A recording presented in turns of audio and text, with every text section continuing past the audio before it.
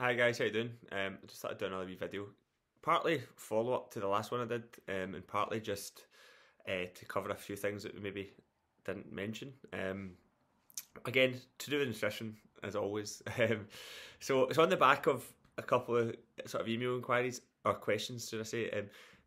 Kind of half jokey ones, but it's always the same. Like, I understand like there's a sort of method in the questioning. So like you get common questions about how do I like work, how do I get rid of like body fat around the back or the triceps or the bingo wings, as it's sort of been it's been called, the back of the arms. So um, again, as usual, like when it comes to like exercise and training, weight training like works muscles. Okay, so for example, bench press, like yeah, you involve your triceps in the exercise, or tricep dips, for example. Pull ups, for example, work the lats, as do so many other exercises. Having said that, work the lats. So there's a big difference between working muscles and reducing like the body fat of an area. So if you're for a start, everyone has body fat. Females naturally have more than males, so it's not as if having body fat is a bad thing. It's not at all. But obviously, if you feel that you have excessive amounts of body fat in a particular area that make you feel a wee bit self conscious, or that you know in yourself that you think is a result of maybe overindulging over a prolonged period of time, and you kind of want to try and improve or reduce the amount of body fat in that area, either from a health perspective or a purely aesthetic perspective, because they're both very valid reasons for doing it, or wanting to, in certain respects. So just know that it's almost like, it's funny because usually we get into a position in terms of like our conditioning that we might not quite like about ourselves, and we often look for the answer out with what caused it in the first place. And I would say that that could be the case for anything in life. I know that from my own experiences. Like sometimes the answer's staring you right in front of the mirror and you can't see it, sort of thing, for whatever reason. Psychologically, we're just a bit messed up sometimes as human beings. But so when it comes to like body fat reduction, I know we've talked about it a lot already, but nutrition is the key. Like, so no amount of exercise, there is no stimulus, there is no adaptation to training that is a reduction in body fat. There's a correlation, but not a cause. On the other hand, like what for in terms of facts, like we know that an adaptation to strength training is to get stronger, because you're breaking down the muscle, because it's been given a shock to the system essentially, and then it over time it learns to adapt. It doesn't like getting that sort of like, it doesn't like being put under that sort of duress, so its response is to try and grow back stronger, so that it's better equipped to deal with the load that you're about to apply to it, so that it can tolerate it better, essentially. I know when it comes to injuries from training, usually it's because the load or the stimulus put on the muscle exceeds the tolerance level of that muscle. And in that respect, if you were to take that further, like no exercise or no one exercise is bad for your body. It's more to do with like what your body can tolerate, and if you exceed the tolerance level, then that's when injuries occur. So that's, for example, if you put loads of weight in a bar to try and lift it off the ground and your body hasn't built up resistance to that, I suppose, or a tolerance, then you're more likely to hurt yourself. And then you might blame the exercise and say, oh, I can't do deadlifts, are bad for my back, when actually it's not deadlifts that are the problem. It's just that you haven't allowed for enough time to build up your load tolerance within the muscles and your structure. And the reason I realise I've kind of gone off on a wee bit of a tangent there is, yeah, it's because you can do all the training you want, like strength training, to develop the muscle. So if you're trying to target your lats, for example, or your triceps or your core, let's face it, that's a common one as well. How do I tone my stomach up? You can do all the core exercises in the world, and you can strengthen the muscles. You can strengthen the muscles here, here, here. You can build the muscle here, here, here, to a degree, but that doesn't mean directly that there's going to be a reduction in the body fat, or the fat that is surrounding that area.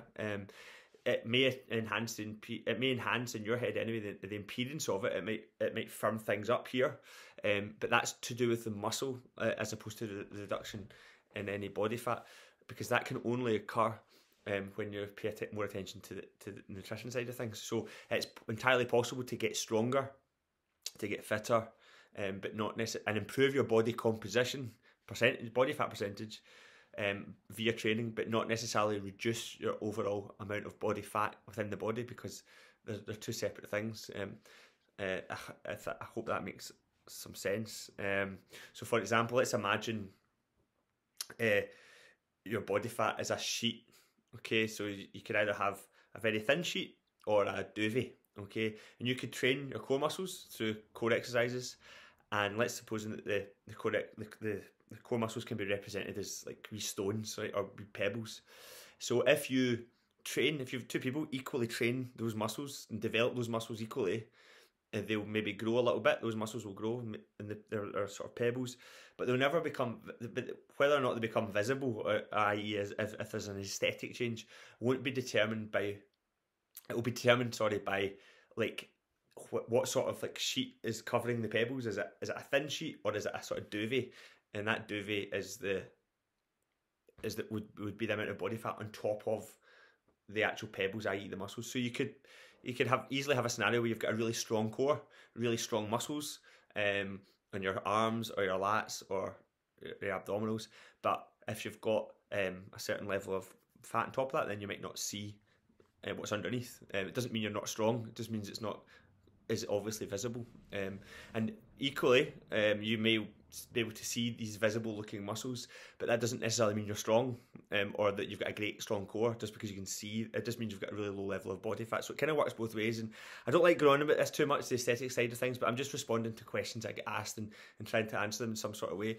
So if you remember, as you recall, we said that the reason a high protein diet is the most beneficial diet for people that are trying to reduce body fat. There's three main things. I'll try to remember them again. The three main things was, one, higher protein diets keep you fuller. They're more satiating. They have a direct effect on hunger hormone secretion, so they reduce the hunger hormones, so you're less likely to overeat. So that's the main one. Probably, well, no, it's not maybe the main one.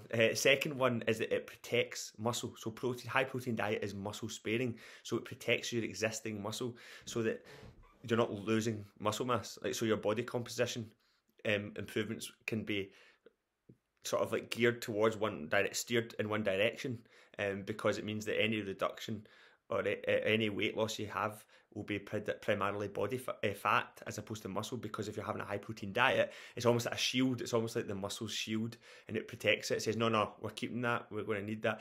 And weight training is the second thing that does that. So if you're sending signals to the brain regularly that you need to keep the muscle you already have by strength training, then you'll keep the muscle you have. If you don't use it, you lose it. That's the sort of where that sort of saying could come from in that respect. So when you're trying to lose weight, if you're also weight training, it means that the chances are that any weight you do lose might be slower weight loss, but it will be from fat as opposed to muscle, because you're repeatedly, weekly telling your body, I need this muscle because I'm lifting weights, and I need it. I need to keep the body able to tolerate the loads I'm giving it. So therefore, your brain sends signals to say, no, we're keeping this muscle, and vice versa. And thirdly was I think we mentioned the thermic effect of food. So every food has a different thermic effect. Protein has the highest thermic effect, or protein foods have the highest thermic effect. And what that means is that a certain percentage of the calories in the food is required just to digest and process and digest the food and break it down. In other words, like it creates more thermal heat. More heat is generated just in the digestive process of protein-rich meals or foods or diets. An extreme example might be if you have a real binge on, I don't know, meat, and you hear the term the meat sweats when you start to get all sweaty. That's a real thing. That's because your body temperature is raised because of the thermic effect of that amount of protein is pretty colossal. So that kind of we're talking like 20 to 30% potentially of the energy consumed or by the foods is actually used just to digest those very same foods, and that's the main three reasons I'd say why protein rich diets are crucial. Or not crucial, well, different things work for different people, but ultimately the protein rich diets will give you the best chance of success. Nothing can guarantee success, but there's things we know that will make the success more likely. The same way people get ill all the time, for various reasons, and sometimes you know that eating quite well, exercising regularly will reduce your chances of getting ill or in various different forms, but it doesn't guarantee it. Like, everyone, I think, knows someone that's had a bad illness or something, and they might be someone that takes care of themselves and looks after themselves and doesn't drink, doesn't smoke. So, in other words, we know that there's things you can do that make your chances of success higher, but nothing is guaranteed. And it's the same with a high protein diet. It's not a case of, well, I'll consume a high protein diet, I'm going to guarantee this successful fat loss and whatever. But it's not guaranteed, but it just makes it easier based on the things we've just discussed. On the contrary, because I got another question from someone in the opposite. Now, it's maybe not as common, but someone that was struggling to gain weight. So someone was wanting to build muscle. And how do they do that? So you just basically apply the principles, but kind of in, not complete reverse, but kind of in reverse. So in order to build muscle or eat enough, or if you're someone that struggles to maintain your weight, if you're naturally just maybe quite fortunate in some people's eyes and slim, that might not be, in your eyes though, that might not be a good thing. You might not like that. And that's the thing, sometimes the grass isn't always greener in that respect. But if you're trying to gain weight or maintain your weight, then you would go the opposite way. So a high protein diet is going to probably make things a little bit trickier. So that's one of the main kind of counterintuitive thoughts that people have, or misconceptions people have about high protein diets, and that is that high protein diets are more important for fat loss or weight loss than they are for building muscle. So for example, if you've got an athlete who is trying to just get to the top of their game, they're not getting issues with weight loss, they're just trying to fuel their workouts and train hard, yeah, they need a certain amount of protein for recovery and repair, which is great and really crucial, particularly sort of sprinters and sort of those sort of power-based athletes. But there's also the question of they need to make sure they're getting enough energy in. Like, you know, I mean, think of it, endurance athletes, for example, like the amount of energy they burn cycling and all that.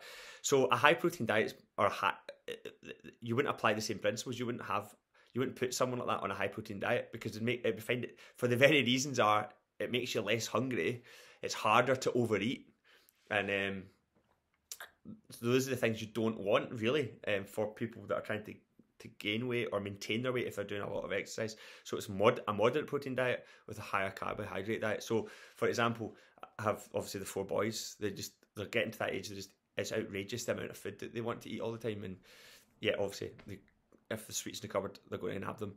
They go through quite a lot of whole milk. I mean, we must go through at the moment 3 litres of milk a day. It's absolutely mental. But I wouldn't put the boys in a high protein diet. That'd be nuts, because one, they don't need it, and two, that they're growing. They're the opposite of like what a lot of like maybe people that are trying to lose a bit of weight are doing. They're on the opposite end of the scale. So, and it's the same with people that are trying to gain weight, or maybe endurance athletes, or people that burn up a lot of energy all the time. So muscle building is more about moderate protein and supplementing that with a decent carbohydrate load and a sort of lesser fat load.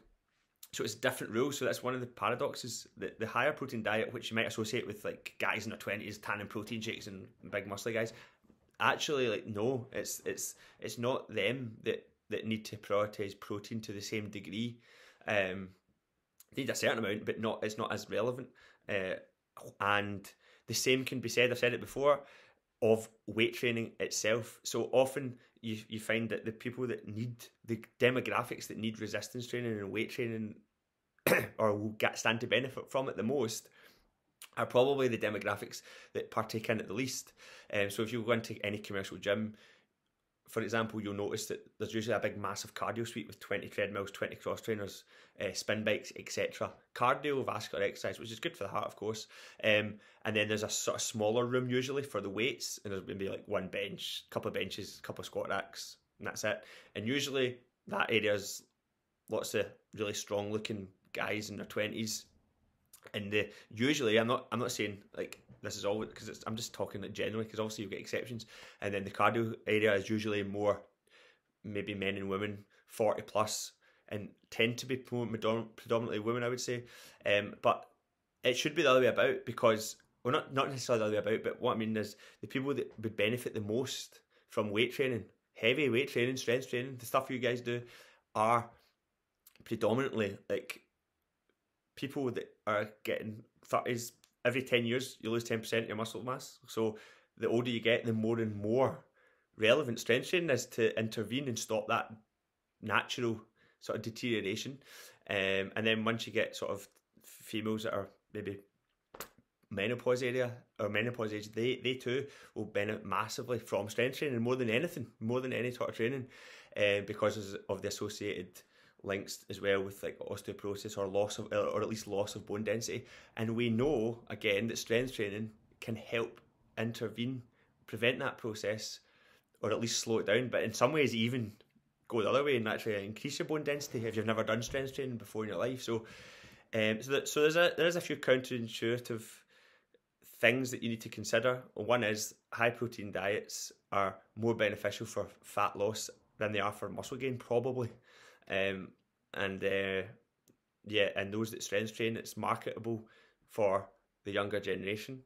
I understand that. I've gone through that myself. You're a young guy, you love doing weights. So it's massively popular with females now as well.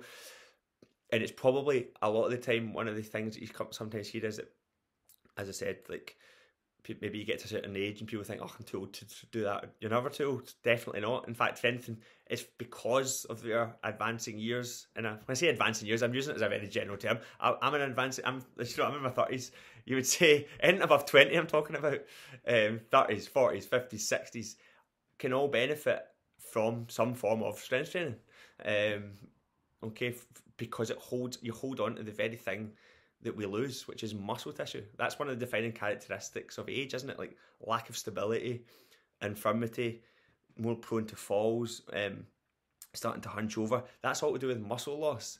That's the very if you don't use it, you lose it. So it's about trying to gravitate to those things, taking up some strength training, one-legged work for proprioception, which is another thing we lose. These kind of things. As I said, I'm kind of rambling slightly, or using different things to apply to different things I'm trying to address here. But so when it comes to losing bingo wings or whatever you want to focus on, again, it comes down to, especially for beginners, nutrition. Because the fitter you get, the more energy you're going to burn at sessions anyway, and the more capable you're going to become, the more workload you're going to be able to tolerate. So ironically, again, when it comes to your Instagram crowd of really in shape guys and girls, six packs and all that train like monsters, they can use exercise probably more as a useful tool to manage their weight because they're already really fit, they're already in shape, so they can create a huge amount of energy loss through their training, and they can also tolerate it. One, because they've built up the tolerance load over years of training, and two, because they're probably younger. I would say the average age on Instagram, I don't know what the average age is, but I imagine it's probably between 20 and 35 or 18 and 35. I don't really know. But that's not representative of the average person that goes to the gym, really, or that would benefit from regular training and exercise the most. So ironically, it's that demographic, that younger crowd who are dead fit and muscular, that can use exercise more as a tool. But that doesn't mean that you can or should. And when I say you, I don't mean I'm just talking generally again. Mainly I'm thinking about beginners, that those that are starting out on their fitness journey, if they feel they've got weight to lose, always recognise that training is there to build strength, build self-confidence, build fitness. It can help improve your overall health, your blood lipids, etc., blood pressure, all these things. But when it comes to real progress in terms of body fat reduction, it's all about nutrition, what you're consuming, food, but also drink. I think alcohol maybe sometimes can be overseen as a big cause of hampering progress. So yeah, I'm just sort of talking. I thought I'd just talk for 20 minutes, but based on a few things that people have asked about. And if there's anything you want me to cover more specifically, I can do that. Or if you have any questions about anything, then I'm happy to do that. Yeah. Okay. In terms of the actual training you guys have been doing the last 11 weeks, the progress has been outstanding. It's been amazing to watch, and I can see that everyone's feeling a good buzz about it as well. So it's brilliant to see, and I've still got a few weeks left as well to get a wee bit stronger in that time. But that'll do. I think yeah, if it's of any use, then or if it raises any more questions this wee video, then feel free to give me an email. Okay, cheers.